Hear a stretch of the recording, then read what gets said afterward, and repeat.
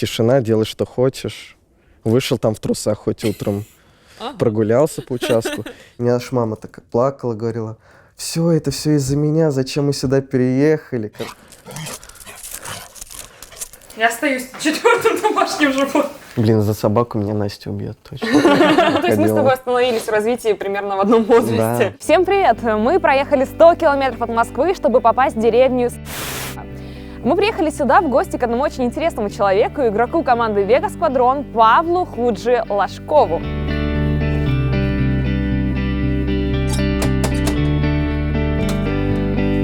Привет. Привет! Проходи.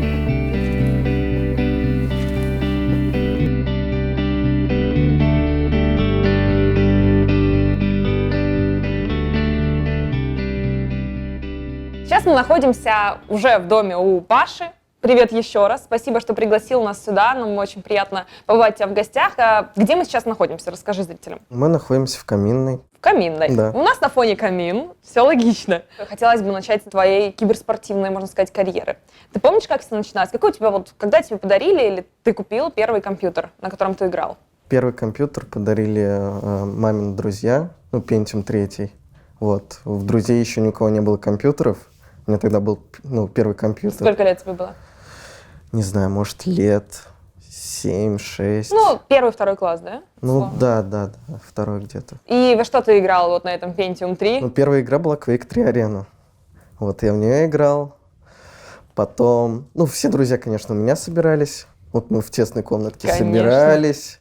Вокруг стола играли в компьютер, было очень весело. Потом, что играл? Quake 3. Там Герои 3 шли уже дальше, чуть позже, да? Все играл, играли, но это позже было.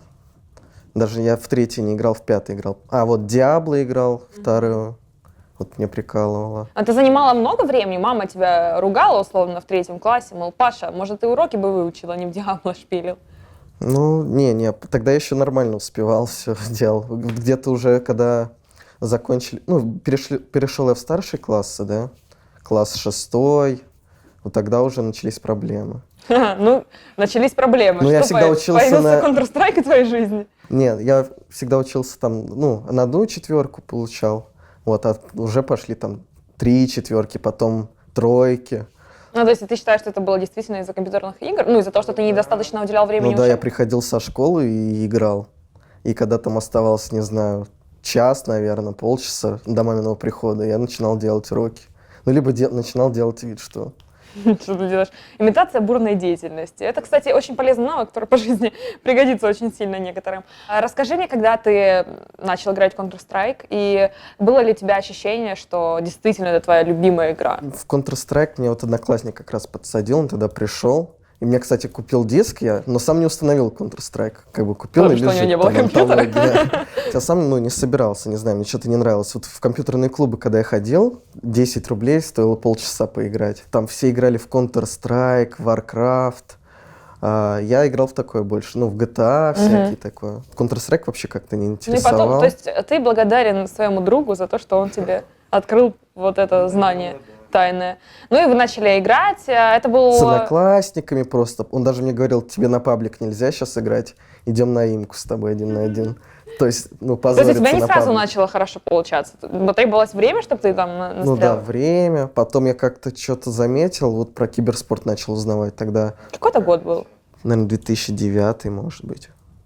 2009, да, потому что через год где-то я купил Steam. Там всякие приколы были, то, что аватарки там в табе.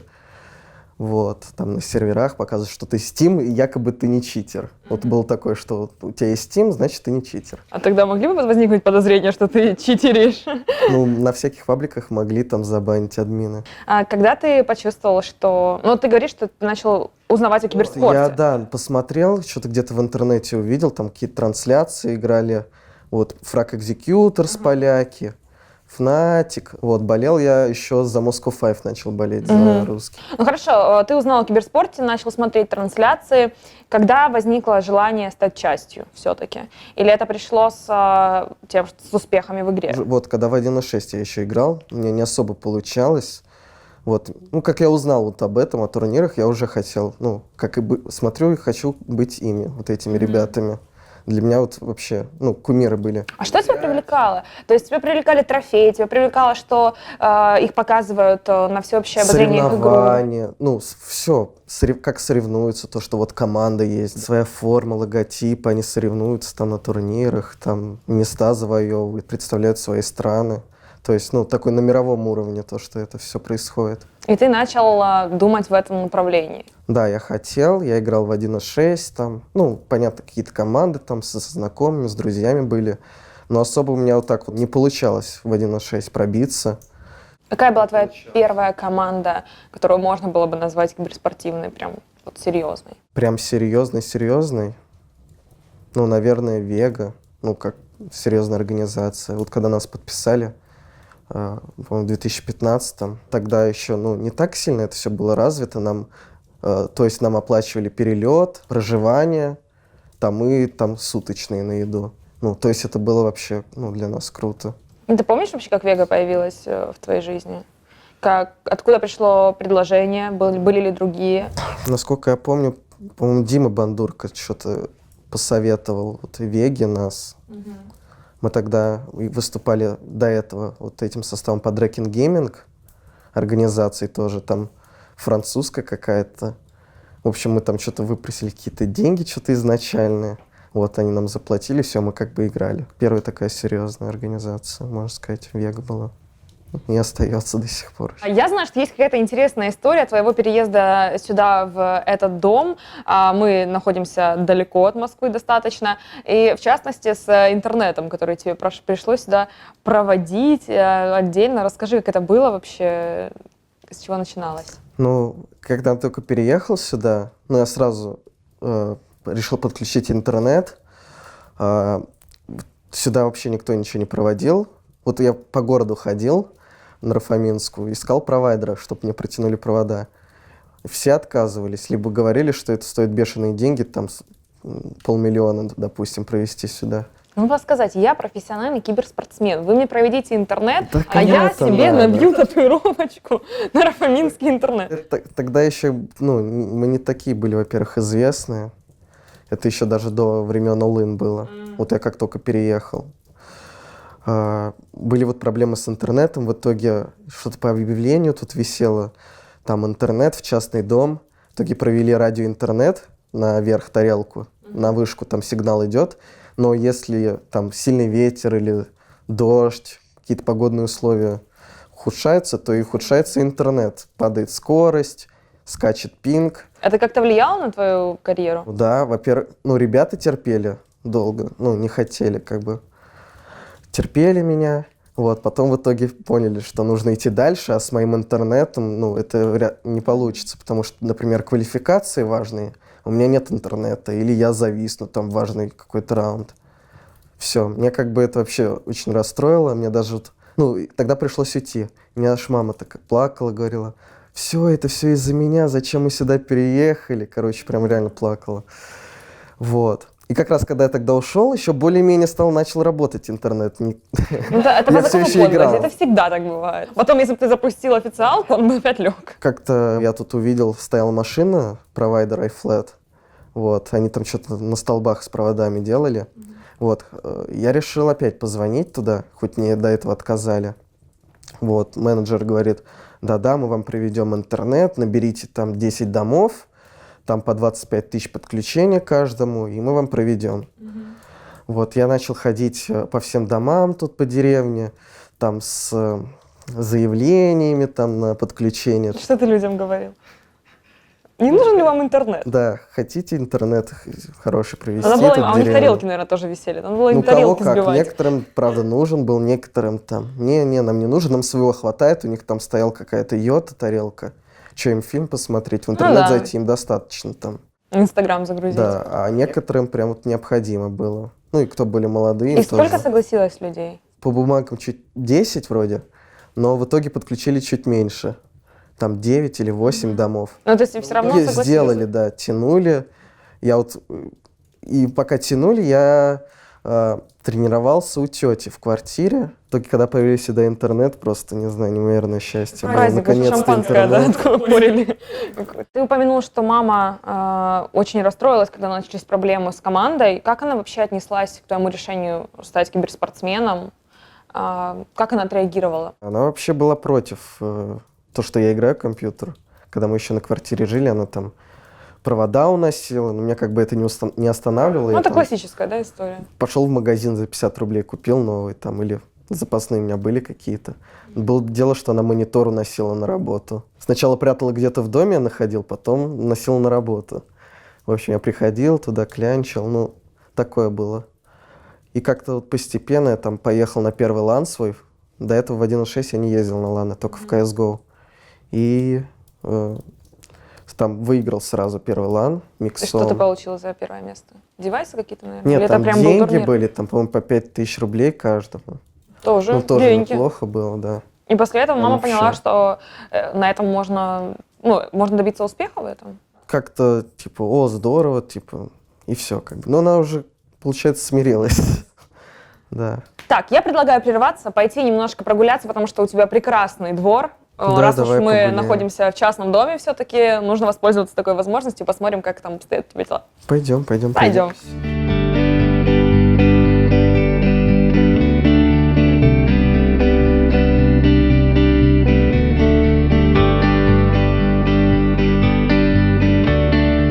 О, мангал, ты умеешь шашлыки готовить? Да, кстати, вот этот мангал мне команда подарила на день рождения. Не, мне просто реально нужен был мангал, потому что старый уже все развалился. Вот они мне подарили крутой мангал. Вот у меня вот у тестя до этого на даче, когда был, он очень вкусно рыбу коптил.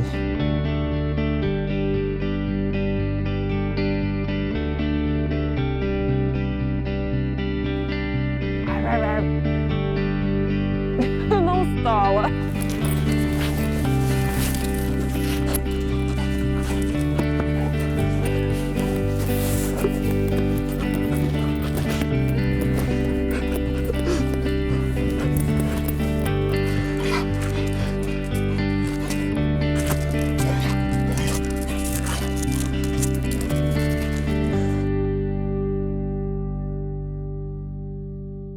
Мы сейчас находимся во дворе твоего дома. Тут очень мило. Я думаю, что летом здесь прям очень уютно. Расскажи, как здесь все обстоят дела летом. Тут я вижу качели сзади за камерой. Тут это фонтан какой-то, да? Это фонтан, да, но как бы он особо так не работает. Мы не разобрались, как он на самом деле, как там все устроено. Мы просто как бы набирали воду в него, ну и погружали насос, и так небольшой фонтанчик. Ну что-то, в общем, получилось. Чем можно купаться здесь? Бывало, что купались. Многофункциональный фонтан. Расскажи о своем доме. Ты живешь за городом, далеко от Москвы, в таком красивом доме с большим участком. Откуда он у тебя появился? Ну, это вообще получилось так, что по наследству там досталась квартира, вот, трехкомнатная. И мы как бы продали, вот я жил с мамой в однокомнатной, и продали вот трехкомнатную, и повезло так, что вот купили. То есть тебе больше нравится жить за городом? Вон там мы видим лесополоса, снег, все прикольно, все прекрасно, пространство и, главное, тишина. Почему ты сделал этот выбор? Ну, не знаю, вот я жил как бы в однокомнатной, в маленькой совсем комнатке. И вот мы переехали в этот дом. Как бы я давно еще мечтал о доме. Вот еще когда мы в квартире жили, у меня дача была. Вот мне нравилось как бы вот там на даче быть, на природе, на участке. Там можешь шашлык сделать. Тут получается, ну, как бы сам себе хозяин, не зависишь от соседей. Тишина, делай, что хочешь. Вышел там в трусах хоть утром, прогулялся по участку. И также вот не было возможности и собаку даже завести в квартире, вот большую. Потому что, ну, как бы... Ну, тесно будет животному, да. Все равно. Не, я тебя очень понимаю, потому что здесь действительно умиротворенно. Ну, летом здесь еще красивее. Сейчас, ну, не очень как бы... Деревья все лысые, и вот это поле видно. А когда здесь все, ну, в листве красиво, очень нравится. Но все равно это все требует ресурсов, потому что свой дом – это дело затратное, я точно знаю. Расскажи мне о заработках киберспортсмена. Удовлетворяют ли они тебя на данный момент? И вообще, как ты это видишь? Хватает на жизнь, да, даже более чем. Какой был самый большой турнир, турнир с самым большим призовым фондом, который вы выигрывали, либо самый большой чек, который получали на организацию? Ну, самый большой, наверное, в Китае, из-за которого нам не выплатили еще. Там $75 000 как бы мы выиграли. То есть это очень неплохая сумма, и ты неплохую часть получишь себе, в принципе, в твое распоряжение. Ты бы посоветовал ребятам, которые начинающие, даже не киберспортсмены, а просто хотят ими стать и очень хорошо играют, допустим, в Counter-Strike, ты бы посоветовал все-таки идти в эту сферу с перспективой на то, что они смогут там купить себе загородный дом или хотя бы там машину, в общем, что они смогут себя обеспечивать нормально? Если есть желание играть и время, то да. Потому что нужно чем-то жертвовать, чтобы чего-то достичь, и там, не знаю, условно, там, временем там своим. Какая была твоя самая большая жертва? Во-первых, я подзабивал на учебу уже. Это делают многие без чеков на $75 000. Где-то себе отказывал там с друзьями, лишние встречи. Вот времени вот сейчас вообще нет особо. Стараюсь свободное время проводить с семьей. Его очень мало. Кстати, о семье. Ты недавно женился, с чем мы тебя поздравляем. Да, Год спасибо, где-то уже? Год, Ну, да. так это недавно, впереди еще вся жизнь. Расскажи немножко о твоей избраннице, как вы познакомились и какие у вас отношения? Мы как бы где-то год еще дружили, как бы все время собирались там у меня, отдыхали, вот, и дружили как бы. Вот, а потом это как-то все, да, переросло в большее. Ну, то есть вот сколько тебе лет? Мне 23. 23, то есть это довольно ранний брак. Как ты решил, что... знаешь, сейчас многие молодые люди встречаются, по 10 лет вместе живут, потом еще расстаются, а ты все-таки решил жениться на ней. Почему? Мне интересно. Как девушке, которая не замужем. Вообще я сам по себе однолюб. Я как бы...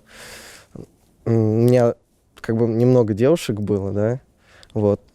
И не знаю, вот у меня было так, что там как бы люблю, и все.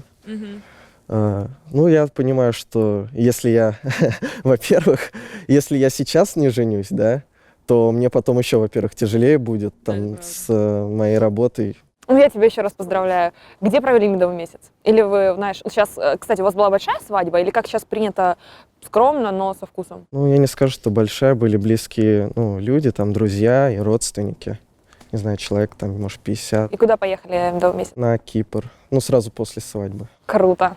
Ты уже упоминала о своей собаке, да? Вот она, кстати, к нам присоединяется. Ее зовут? Снежка. Снежка. Расскажи, сколько у тебя вообще домашних животных?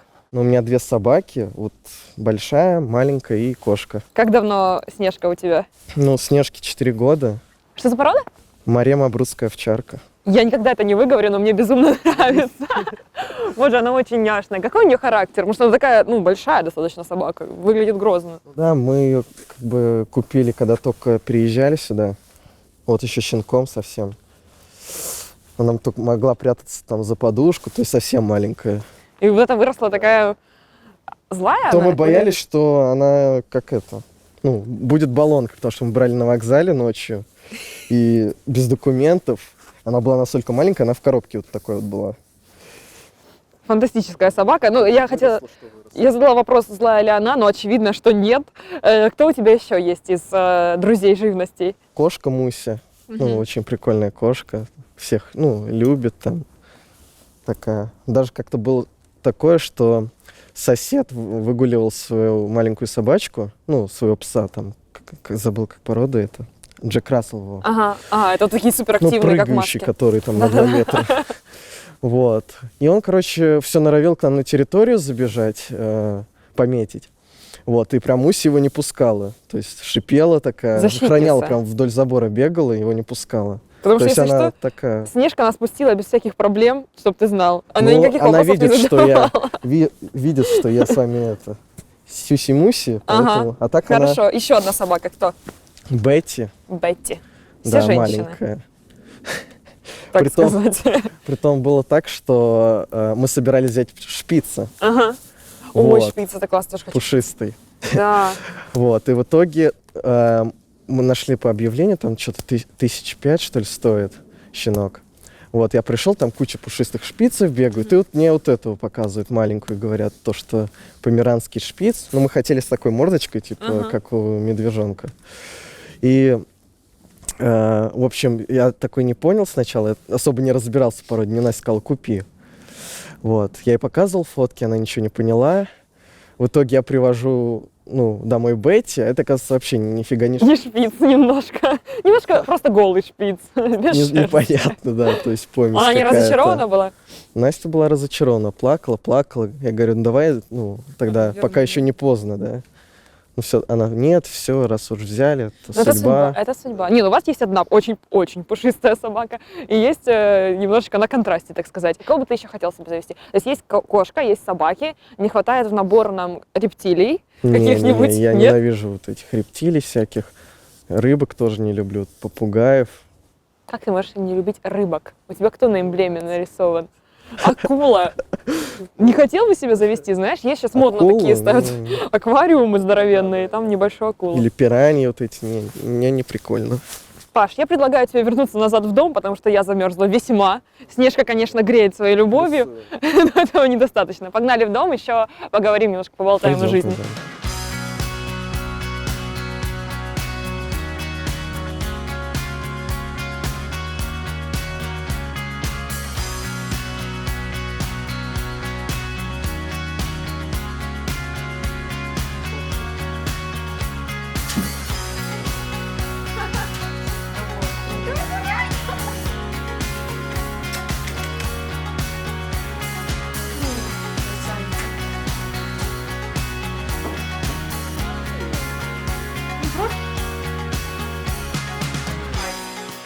Я стою в четвертом домашнем кругу. Да. Паша, небольшой блиц. Я тебе задаю вопросы, ты на них отвечаешь. Желательно объяснить почему. Артефакт или Хардстоун? Хардстоун. Почему? Вышла первый. Логично. Энергетик или кофе? Кофе. Потому что мы зожники, но не Да. сильно. Кто сильнее, акула или медведь? Акула. Почему? Вега. Правильно. Поезд или самолет? Поезд. Безопасней. Террористы или спецназ? Спецназ. Почему? Они добрые. Они добрые. Б-плент или А-плент? Б. Почему? Я там чаще всего. Хорошо. Кошки или собаки? Сейчас самое сложное начинается. Кошки или собаки? Кошки и собаки. Надо выбрать Люблю... нет? Одно. Либо кошка, либо Тогда собаки. Преданные. предан. А кошки... Все такая кошка, она как раз, по-моему, всем собакам фору даст. Ну ладно. Да. Окей, она слышит, понимаешь, что все сейчас? Она как собака у меня. Вопрос сложнее. Большие собаки или маленькие собаки? Большие. Почему? Не знаю, люблю большие больше. Прикольно. И охраняют. Блин, за собаку меня Настя убьет точно. Simple или Cold Zero? Колдзера. Потом. Самый сложный финальный вопрос. Чоппер или Cold Zero? Леня, конечно. Паша, игроки — это очень талантливые люди. Ты согласен со мной? Возможно. Возможно, но не все. Вот давай проверим, какой ты. Точно не в этом. Значит, смотри, как ты мог заметить. У нас перед нами пластилин. Ты когда-нибудь рисовал, лепил, занимался чем-то таким красивым? Вообще, лепил, может быть, в детском садике, и все. Мне вообще не Ну, то есть мы с выходило. тобой остановились в развитии примерно в одном возрасте. Хорошо. Перед нами Будет стоит замес. задача. Это придумала, если что, не я. То есть это нам придумали какие-то злые сценаристы эту задачу. Слепить логотип Веги Сквадрон. Кто не помнит, он выглядит вот так. Ты помнишь, как он выглядит? Конечно. Конечно. Сердечки. Как ты считаешь, у тебя получится? Только если щит, силуэт считаю, все. Ну, мы будем пробовать. Вот с натуры лепить.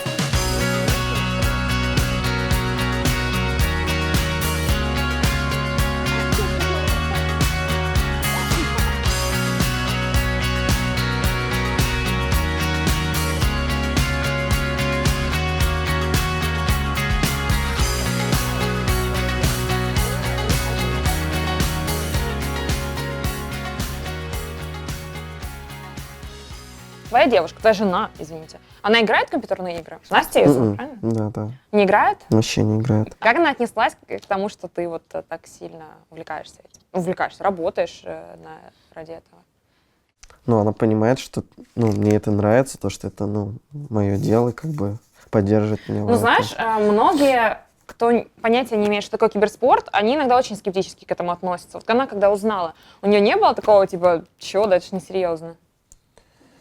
Мне кажется, ей все равно было.